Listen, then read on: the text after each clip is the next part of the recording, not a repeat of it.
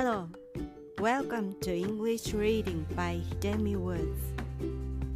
I'll read episodes from my books and talk about them. I hope you enjoy the show with me.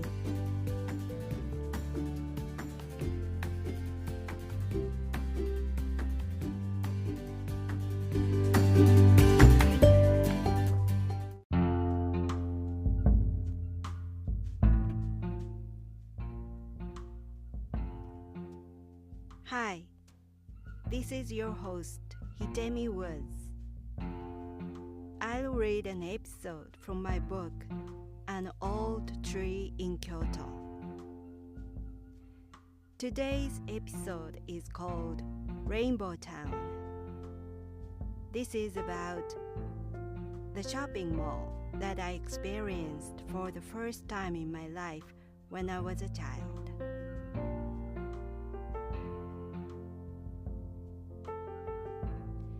Rainbow Town.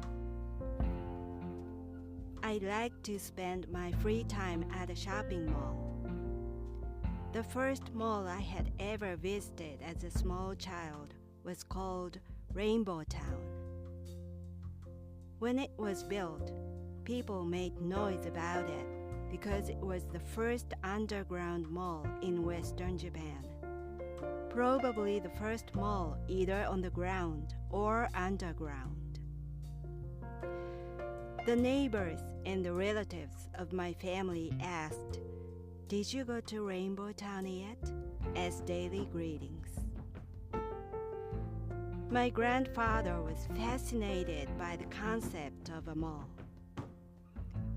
He often talked with wonder about what an artificial town was like and how it could exist underground. Since the mall was located in the city next to ours, my grandparents and I finally went there one day by train. Although the destination was a mall, our purpose was sightseeing rather than shopping. My grandfather kept talking about his concern over sufficient air in the underground mall, while my grandmother got up early in the morning to fix lunch for all of us. We were headed for a mall as if we were going to NASA. The mall was crowded with cool urban shoppers and had a stream and a big fountain along the walk. I had never seen so many shops and restaurants gathering in one place. My grandparents were amazed that the mall was so bright with full electricity and decorative with water. They also couldn't believe that there were restaurants which used the fire to cook, though it was underground. My grandfather reminded me over and over that people and cars were passing through above us. Because all the benches were taken, we sat on the rim of the fountain for lunch. We had my grandmother's handmade rice balls and Japanese tea from our canteen there. Right in front of us was a nice restaurant where many customers had their decent lunch and a good time.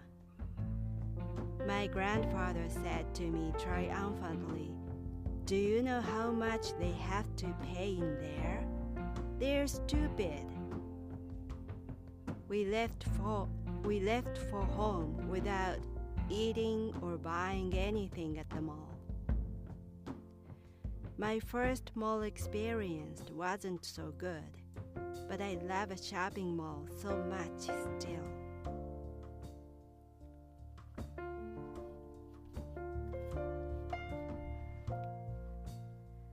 I grew up in a small town in Kyoto. My hometown was so small and rural that only few few mom and pop shops were spotted in the neighborhood. Of course, there was a downtown district at the center of Kyoto, but I seldom went there, maybe once or twice a year for special occasions, not to browse or shop around there.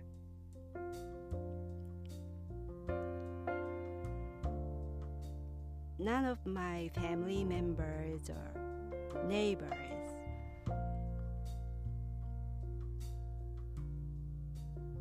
went there so regularly.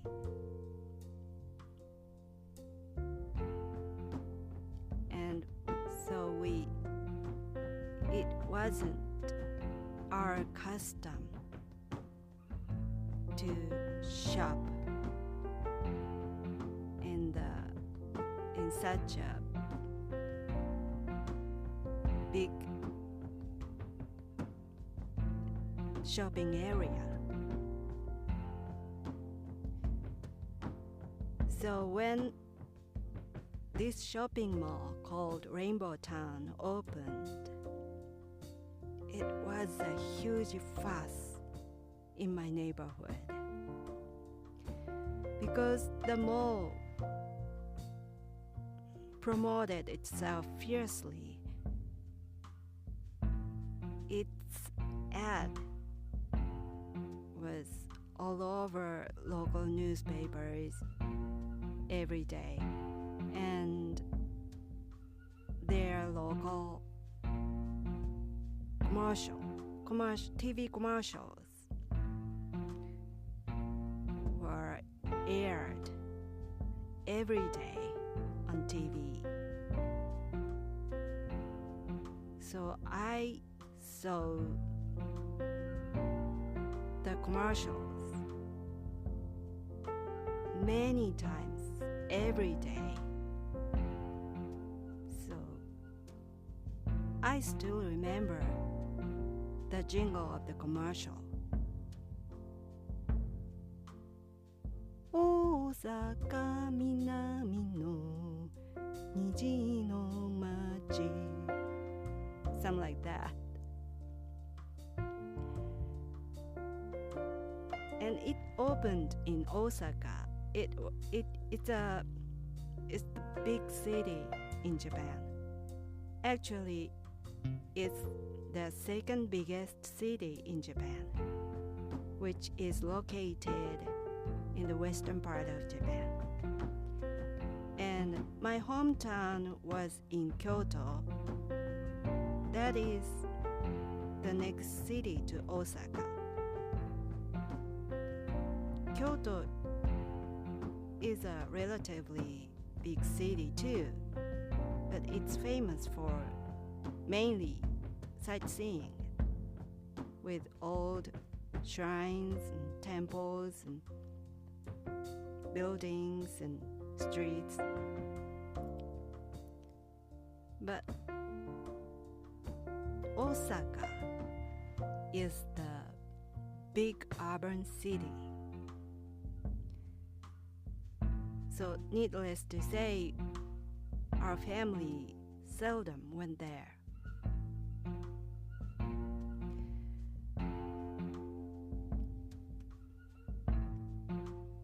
But when this mall opened in Osaka, it drew our attention immensely. And especially my grandfather. He was kind of obsessed with it. He really wanted to go there. He thought he had to go there because basically he loved to go out. He couldn't breathe without going out with no particular purpose.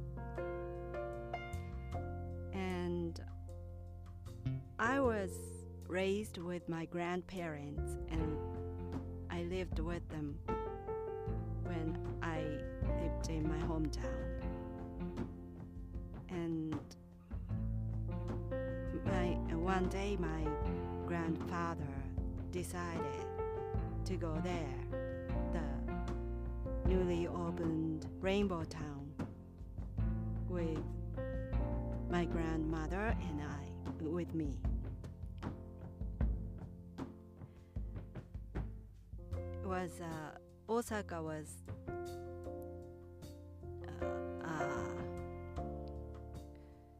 about at that time 90-minute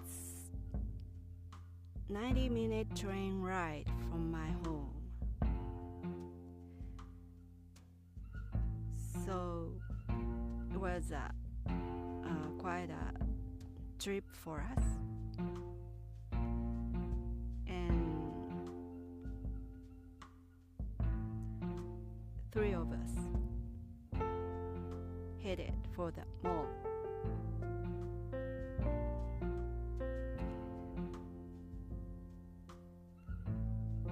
And the mall was rather underground city than just a shopping mall. I wasn't used to seeing a shopping mall at all. So to me that was a whole new world. I was amazed at it. The shops and restaurants in the same place, like an artificial town. And on top of that, it existed underground. And my grandfather also was excited about the site. And we strolled around and around, and my grandfather kept saying, cars are running over our head. People are walking over our head right now, right here above our heads. There were people, there were cars, there are shops and houses and streets right above our heads. He kept saying that over and over. He was so excited. And we went around and around without shopping. Oh, I have to remind you, my grandparents were extremely stingy. They seldom bought things. They were just so stingy. So they had any intention to buy anything at the mall. Their purpose to be there was strictly to see the place, not to shop. not to spend money. So three of us were just walking around, singing, and went walking around and around, and it became the lunchtime. We were hungry. And there appeared my grandmother's handmade rice balls and Japanese tea from our canteen. We sat on the rim of the fountain and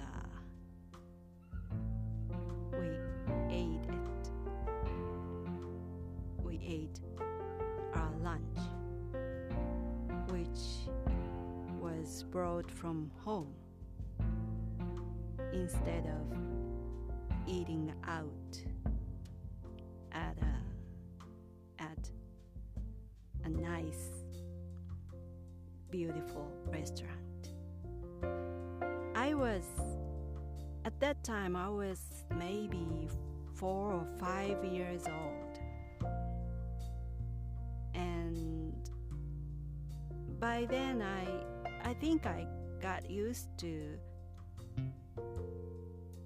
be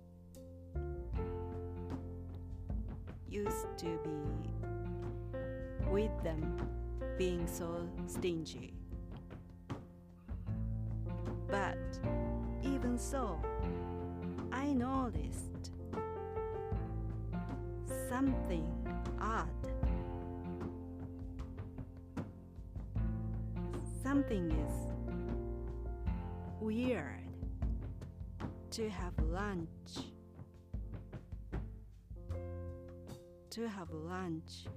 outside the restaurant, inside the mall. Nobody did that. Nobody brought lunch from home to the mall.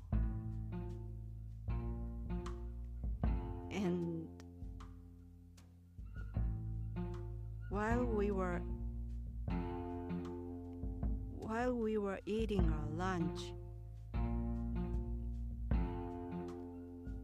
by the fountain, of course, people were looking at us,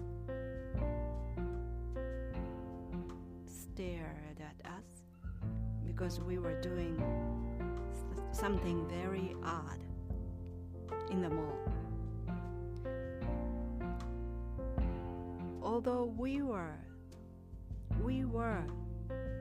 weird, my grandfather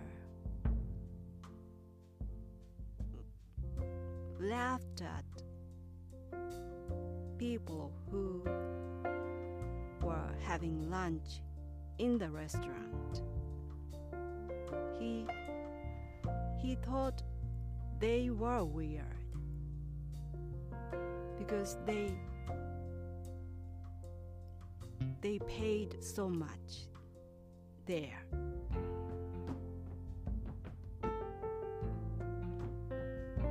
He couldn't believe they did that, knowing that stepping outside and eating outside would cost them so much less. So he kept saying, they're stupid, paying so much in there. Why don't they step out and eat outside and save money? But to me, essentially, my grandfather looked stupid.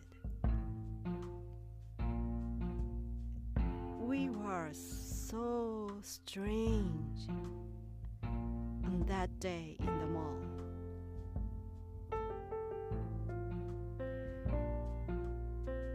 My grandparents always did something like that.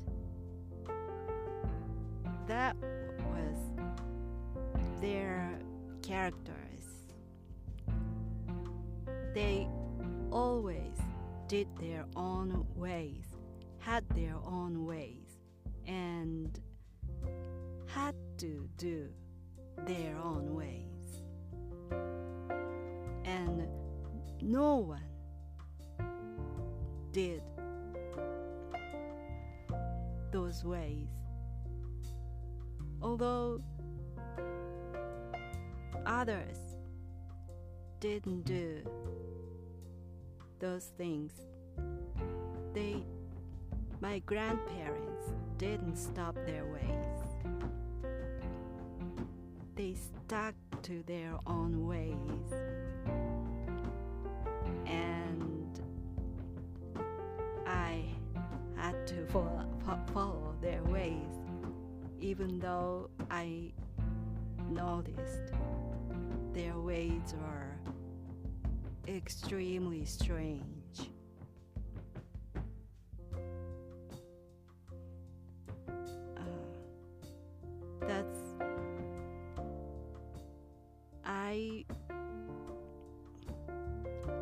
But they raised me.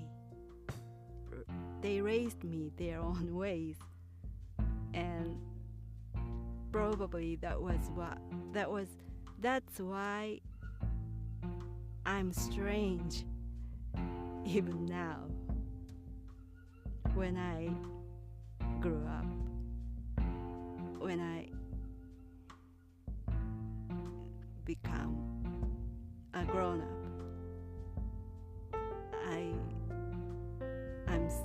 I'm still strange compared to others. That's all my grandparents' fault, I guess. Well, that's all for today, and I hope you come back soon and join me again. Thanks for listening. I'm Hidemi Woods. Until next time, take care and be well.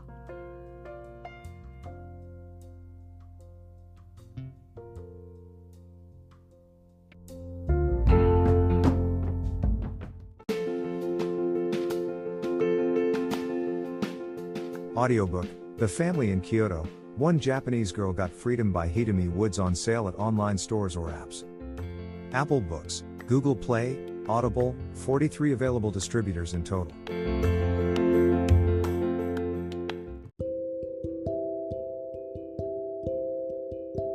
Audiobook, Living in Kyoto by Hidemi Woods. Now on sale in online stores. 44 available distributors. Apple, Google Play, Amazon Audible, or else.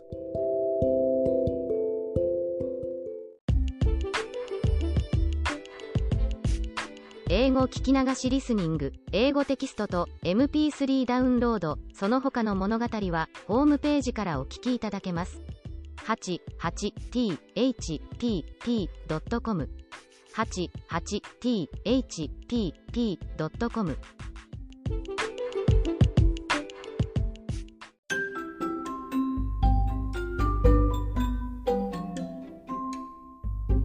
大好評。ヒデミウッズがデザインしたとってもかわいいオリジナルグッズが手に入る。トートバッグ、缶バッジ、ステッカー、T シャツ、トレーナー、パーカー、文具、その他いろいろ、エリゼン .com で見てみてね。erizen.com